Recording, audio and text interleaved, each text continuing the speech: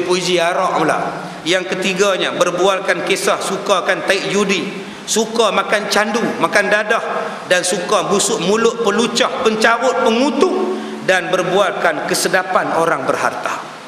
Dia kata perbuatan yang berdosa lagi ialah suka makan candu, bercakap sukanya, sedapnya makan dadah, sukanya makan ekstasi, ataupun suka busuk mulut. Busuk mulut ni maknanya mulut jahat, mulut tong sampah, semua cakap benda yang kotor saja, seperti bercakap pelucah, pencarut, pengutuk, ataupun berbual kesedapan orang berharta, ataupun kebesaran raja-raja dan kemegahan orang besar-besar, dan berbualkan tentang kehebatan orang-orang kaya, dan berbualkan apa yang ditegah oleh syarak, maka perbuatan macam ini adalah lara. Kalau tidak berdosa, dia jatuh lara.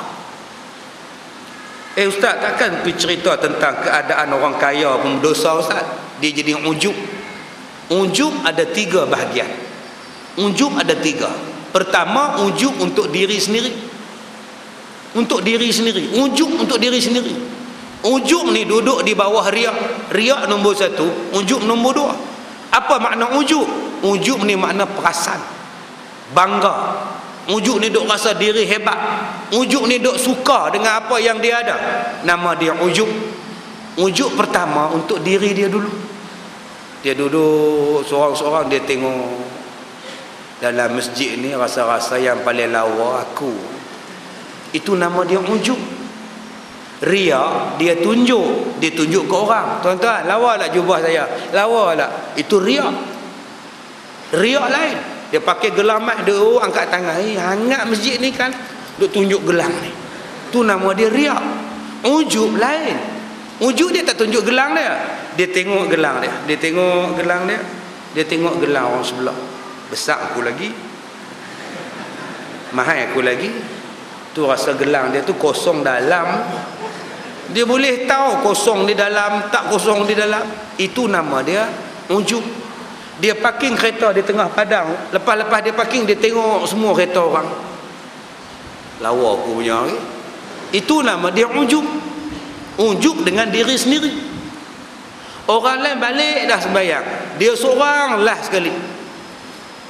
Kalau tak ada aku ni, tak tutup masjid ni. Ujub nama dia. Tu.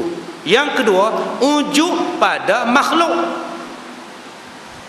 Ujub pada makhluk tu apa? Ni yang kita duk baca tadi ni. Duk cerita kebesaran orang. Aku pergi rumah dia, tu dia 6 harakat ya saja. Rumah dia tu dia. Hang kira tengok tiang depan tu besar, pemeluk ni tak boleh lepas ni. Duk saja.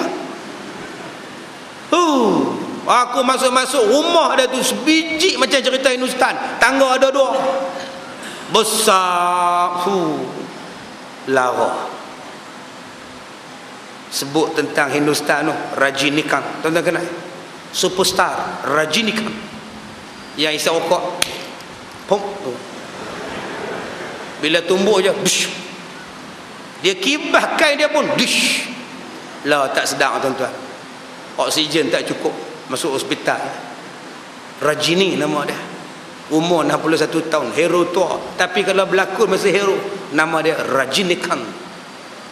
Dia isap okok tu pun tuan-tuan, kalau tuan-tuan tengok, kalau dia mati, akan ada orang sanggup bunuh diri untuk dia. Inilah dia tuan-tuan, taksub, takjub. Nama dia ujub. Ujub dengan makhluk. Tuan-tuan kenal dengan Murugulu Gopalan Ramachandran? MGR nama dia. MGR ni misai dia macam misai saya. Nampak ni nipis. Ni misai CYG Ganesan dengan Murugulu Gopalan Ramachandran. MGR bila dia mati 56 orang bunuh diri. Ini taksubnya mereka kepada ikon artis.